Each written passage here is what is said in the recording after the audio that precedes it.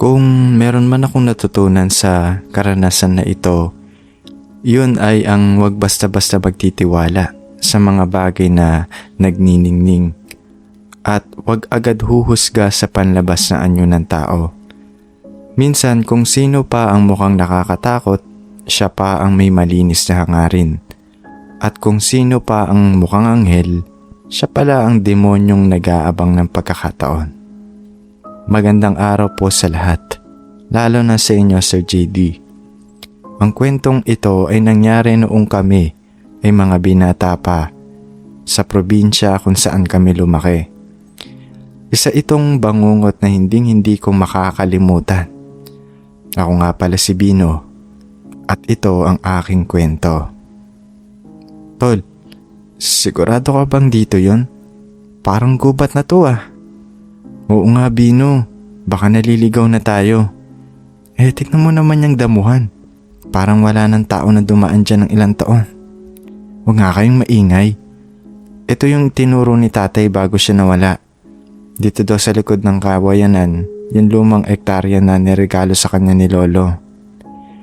Kasama ko noon yung kapatid kong si Carding at ang pinsan naming si Enteng. Si Carding ang panganay sa aming magkakapatid. Matapang siya pero medyo mainitin ang ulo. Si Enteng naman, kababata namin at parang kapatid na rin ng turingan. Pero medyo matatakotin. May dala kaming mga itak at pala noon. Ang plano namin, lilinisin namin ang area para taniman sana ng mais o gulay. Pandagdag kita din kasi. Aray, anak ng, napakadaming niknik dito. Magtiis ka nga Enteng. Kapag nalinis natin to, tayo rin ang makikinabang. Isipin mo na lang yung kikitain natin sa ani. Paano tayo aani? Kung ngayon pa lang pinapapak na tayo ng mga lamok. Bino, malayo pa ba? Malapit na. Ayun no, nakikita nyo ba yung malaking puno ng balete na yon? Sa likod nun. Balete? Seryoso ka ba? Baka may kapre pa dyan ah. Tumigil ka nga Enteng. Walang kapre. Kwentong barbero lang yan. Tara na, bilisan na natin para makauwi tayo bago magdilim. Nang makarating kami sa likod ng balete, tumambad sa amin ang isang masukal na bahagi ng lupa. Pero may napansin kaming kakaiba.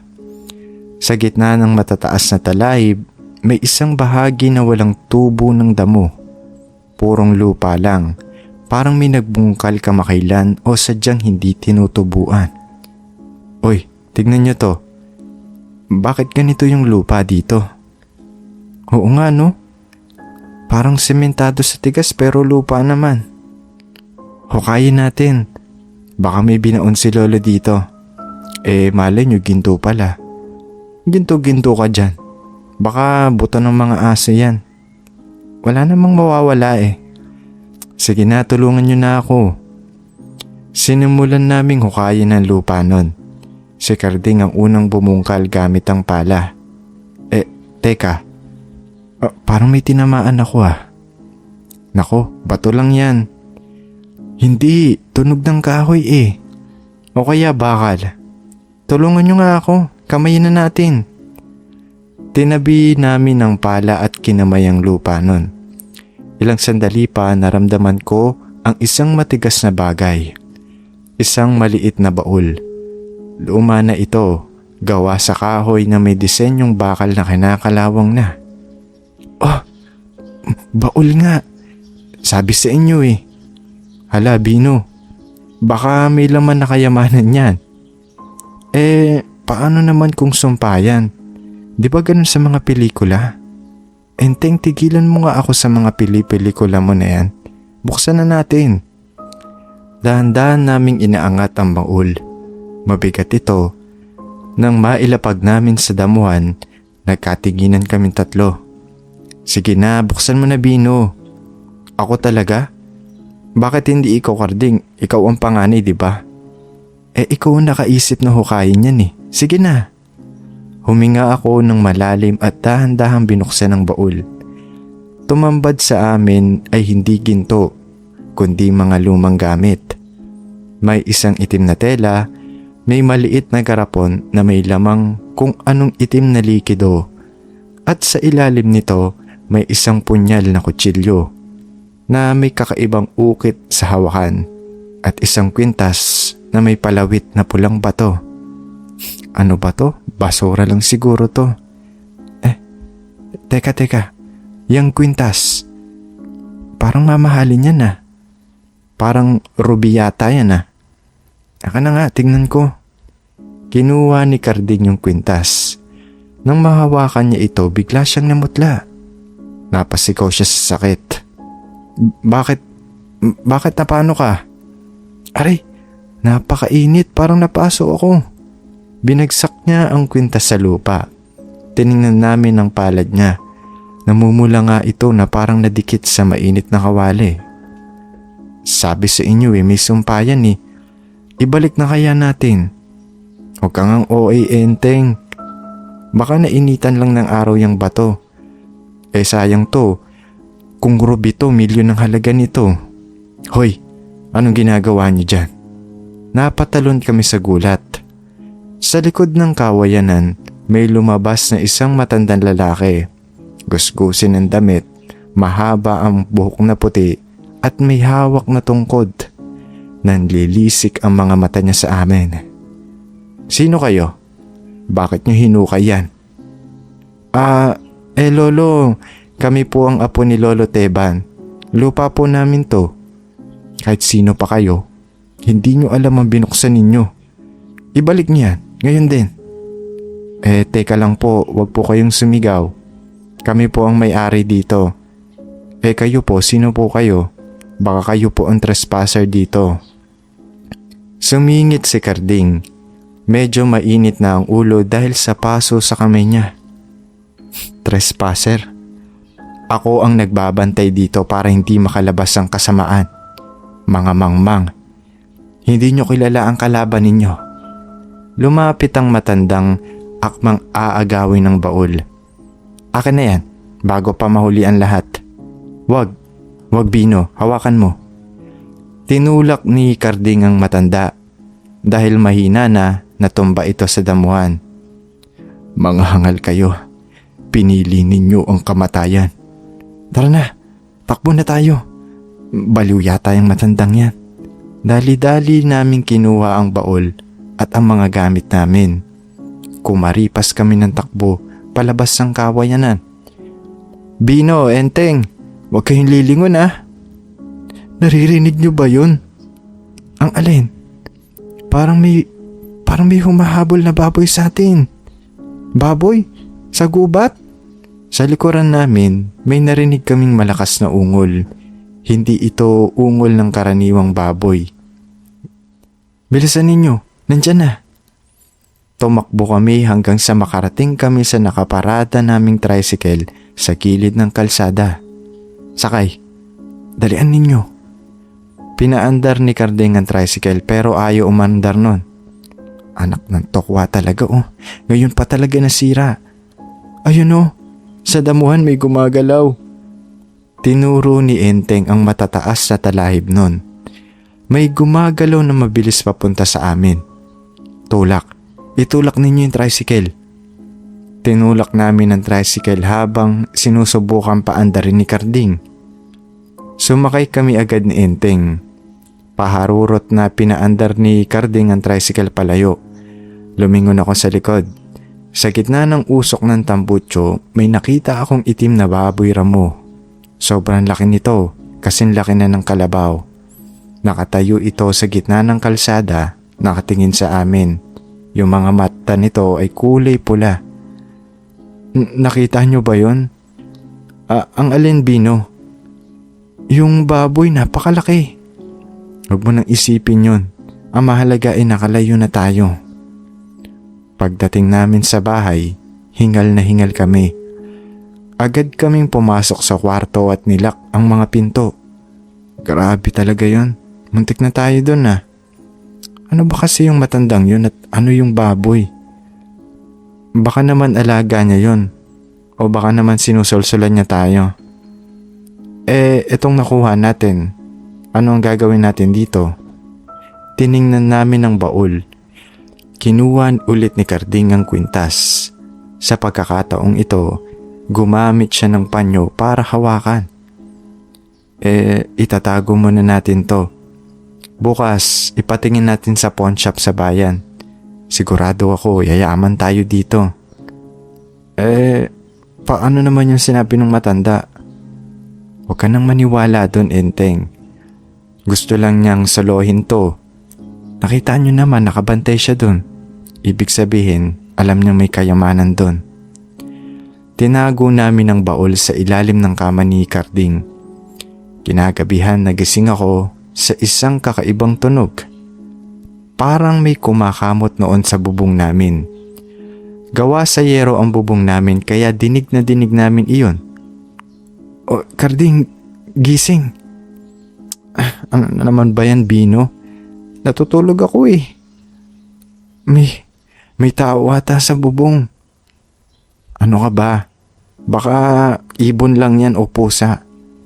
Biglang lumakas yung yabag nun. Hindi pusa iyon. Pre, naririnig mo na ba? Napabangon si Carding. Oo.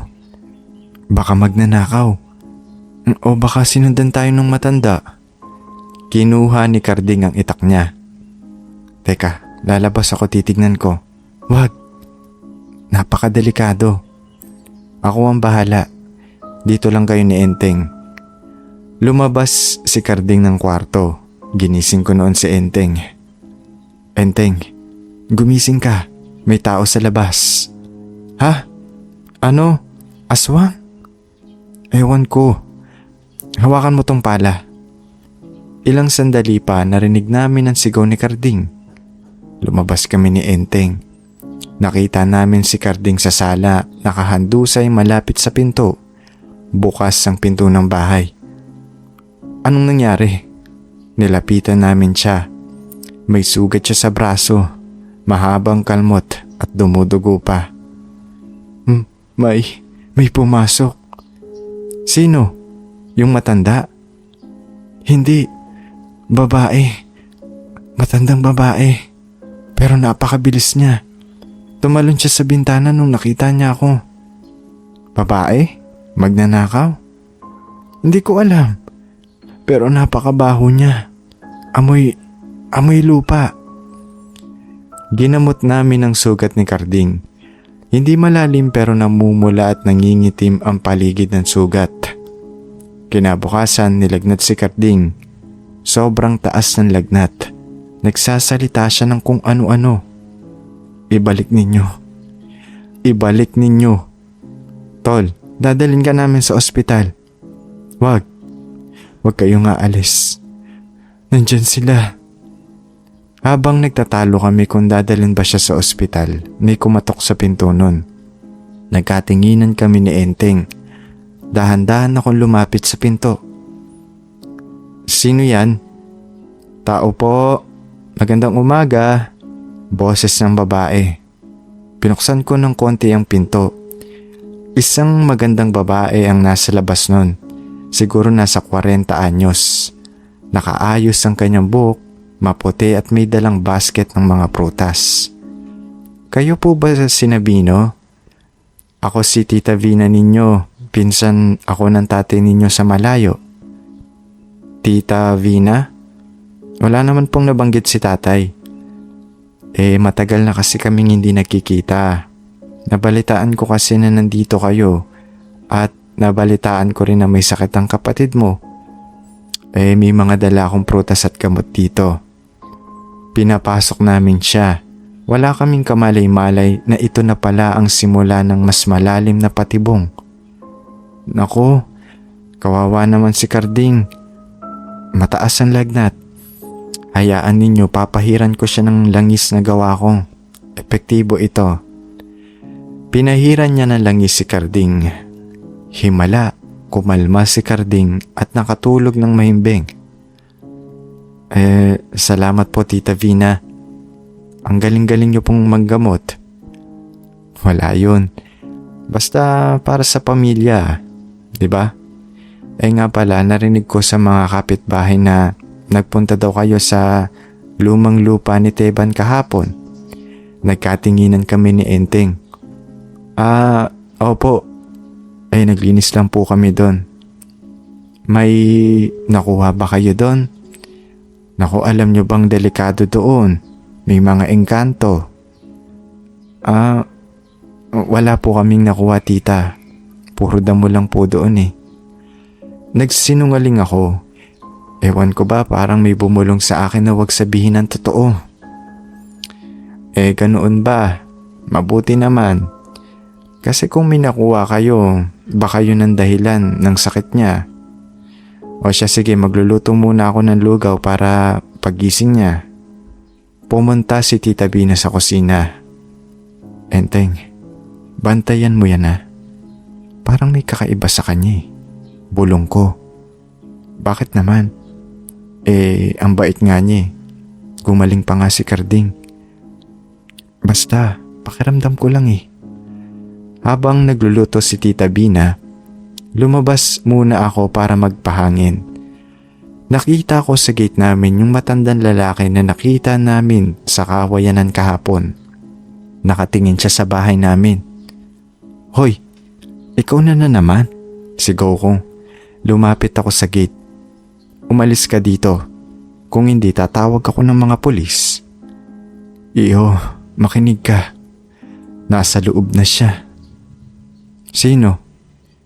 Ang mandurukot. Ang aswang. Pinapasok niyo siya. Ano pinagsasabi ninyo? Si Tita Bina ba? Pinsan namin yun. Hindi siya tao. Siya ang may-ari ng kwintas na hawak ninyo. Siya ang binabantayan ko. Kapag nakuha niya yung kwintas, papatayin niya kayong lahat. Baliw ka na talaga. Alam mo, umalis ka na dito. Kapag hindi niyo binalik sa akin ang baol bago sumapit ang dilim, wala na akong magagawa para iligtas kayo. Umalis ang matanda na paika-ika nun. Naiwan akong nag-iisip. Bumalik ako sa loob. Nakita akong pinapakain na ni Tita Bina si Carding ng lugaw. O Bino, kain ka na rin. Sino yung kausap mo sa labas? Wala po tita. Nanlilimos lang po. Ganoon ba? Nga pala, pwede bang dito muna ako matulog ngayong gabi? Para mabantayan ko si Carding. Delikado kasi kapag bumalik yung lagnat. Sige po tita. Doon na lang po kayo sa kwarto ni tatay. Kinagabihan hindi ako makatulog. Iniisip ko yung sinabi ng matanda tungkol sa mandurukot at aswang. Bandang alauna ng madaling araw, narinig kong bumukas yung pintong kwarto ni Carding. Sumilip ako. Nakita ko si Tita Bina. Pero iba na ang itsura niya. Yung buhok niya ay sobrang haba at gulo-gulo na. Yung likod niya ay parang may umbok. At ang mga kuko niya ay mahahaba at matutulis na din. Daan-dahan siyang lumalakad papunta sa ilalim ng kama ni Carding. Alam niya kung nasaan ang baul. Enteng, gising. Inalog ko si Enteng. Bakit? Ano na naman niya? Si Tita Bina. Aswang siya. Kinukuha niya yung baul. Ano? Lumabas kami ng kwarto, dala ang mga itak namin. Pagbukas namin ng ilaw sa kwarto ni Carding, nahuli namin si Tita Bina na hawak na yung baul. Humarap siya sa amin. Nanlilisik ang mga mata niyang kulay pula. Ang bibig niya ay puno ng matatalim na ngipin. Huli na kayo. Akin na to. Bitawan mo yan. Sumugod ako at tinaga siya sa braso nun. Tumunog ang itak ko na parang tumama sa bato. Hindi siya nasugatan. Mga hangal, sa tingin niyo ba kaya ninyo akong saktan ng ganyan? Hinampas niya ako ng likod ng kamay niya. Tumalsik ako sa dingding nun. Sumugod si Enteng pero sinipa siya ng aswang. Tumilapon siya sa labas ng kwarto. Akin ang kwintas. Akin ang kapangyarihan. Binuksan niya ang baul at kinuha ang kwintas nun. Nang isuot niya ito, biglang umusok ang katawan niya. Lumaki siya, naging mabalahibo. Naging kamukha niya yung baboy Ramon na nakita namin. Pero nakatayo sa dalawang paa. Ngayon, kakainin ko na kayo. Tulong! Tulungan niyo kami! Biglang nagising si Karding. Anong nangyayari? Karding, tumakbo ka! Akmang kakagatin na ng aswang si Karding nang biglang may bumato ng bote sa loob ng kwarto. Nabasag ang bote na yon at kumalat ang mga laman nito. Bawang, asin na may halong suka pa. Umungol noon ang aswang. Umusok ang balat niya na natalsikan. Umalis na kayo dyan. Bilisan ninyo. Sa may pintuan, nakatayo ang matandang lalaki, si Mang Gusting. Lolo, lumabas na kayo. Ako na ang bahala dito. Tumakbo kami palabas ng kwarto papunta sa sala. Sumunod si Mang Gusting. Isara ninyo ang mga pinto at bintana. Maglagay kayo ng asin sa bawat siwa. Sinunod namin ang utos niya. Nanginginig kami sa takot. Sino po ba talaga kayo? Paano po ninyo nalaman? Ako si Gusting. Albularyo ako. Yung lupang yon, doon ko kinulong ang aswang na yan 50 taon na ang nakakaraan. Ginamit ko yung kwintas para itali ang kapangyarihan niya at ibaon sa lupa. Nung hinukay niyo yun, pinakawalan niyo siya. Patawarin niyo po kami, Lo. Hindi po namin alam. Wala na tayong oras magsisihan. Nasa kanya na yung kwintas.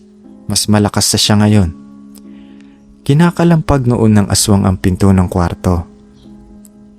Kailangan nating makuha yung kwintas sa kanya. Yun lang ang paraan para mapatay siya. Paano po Hindi nga tinatabla ng itak yun O ito, gamitin niyo to. Inabot sa akin ni Mang Gusting ang isang garapon na may lamang langis at isang buntot pagi.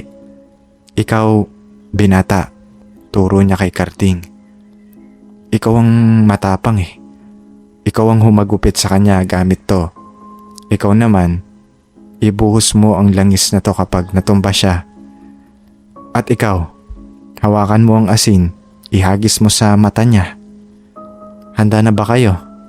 Tumango kami kahit nanginginig. Binuksan ni Mang Gusting ang pinto ng kwarto. Lumabas ang aswang. Napakalaki niya, halos umabot sa kisame ang ulo. Enteng, bilisan mo, ngayon na. Binato noon ni Enteng ang asin sa mukha ng aswang. Nabulag siya saglit. Ikaw naman, Karding, hagupitin mo na ng buntot pagi. Palo ng palo si Karding gamit ang buntot pagi nun. Sa bawat palo umuungol ang aswang at parang nakukuryente. Ito ang kahinaan niya. Natumba ang aswang sa saig nun. Bino, yung langis. Inutusan noon ni Lolo Gusting si Bino na ipahid ang langis. Lumapit ako at binuhos ang langis noon sa katawan niya. Biglang umapoy ang aswang kahit walang sinding posporo. Banal na langis pala yon. Nagpagulong-gulong siya.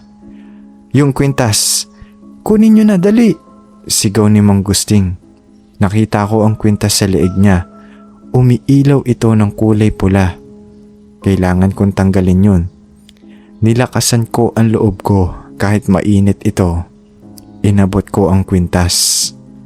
Sumigaw ang aswang na wag naming kunin yun. Hinawakan niya ang kamay ko. Napakainit nun at napaso ako. Bino, kaya mo yan, sabi ni Karding. Hinila ko ng buong lakas ang kwintas nun. Napatid ang kwintas. Pagkatanggal ng kwintas, biglang lumiit ang aswang. Bumalik siya sa anyo ni Tita Bina pero sunog na ang balat. Nangingisay din siya sa saig. Hindi pwede. Lumapit si Mang Gusting. May inalabas siyang isang maliit na punyal na gawa sa kahoy. Tapos na ang kasamaan mo, Rosing. Sinaksak ni Mang Gusting ang puso ng aswang. Doon na tuluyang nalagutan ng hininga ang halimaw. Naging abo ang katawan niya at nawala ito na parang usok. Nakahiga kaming tatlo noon sa sahig, hingal na hingal. Tapos na ba? Tanong ni Enteng. Tapos na, sagot ni Mang Gusting habang pinupulot ang kwintas. Ang kwintas, anong gagawin niyo dyan? Tanong ko. Ibabaon ko ulit ito sa lugar na walang makakahanap. At kayo, wag na kayong babalik sa kawayanan na yon. Opo lolo, hinding-hindi na. Umalis si Mang Gusting bitbit ang kwintas. Hindi na namin siya nakita simula noon. Pagkatapos ng pangyayaring iyon, binenta namin ang lupa. Hindi namin sinabi sa nakabili kung anong meron doon. Basta ang gusto lang namin makalayo. Si Carding gumaling din ng paso sa kamay. Si Enteng medyo na-trauma at ayaw nang manood ng mga horror movies. Ako naman, natutunan ko ang leksyon ko. Minsan may mga bagay na nakabaon na dapat manatiling nakabaon. At hindi lahat ng kamag-anak na dumadalaw ay tunay pala nating kamag-anak. Kaya sa inyo mga tagapakinig, kung may makita kayong kakaiba sa mga bakuran ninyo o may humukay kayong hindi pamilyara, pabayaan nyo na lang. Baka yan na ang huling pagkakamali ninyo. Maraming salamat po sa pakikinig ng kwento ko. Magandang araw at mag-iingat kayo palagi.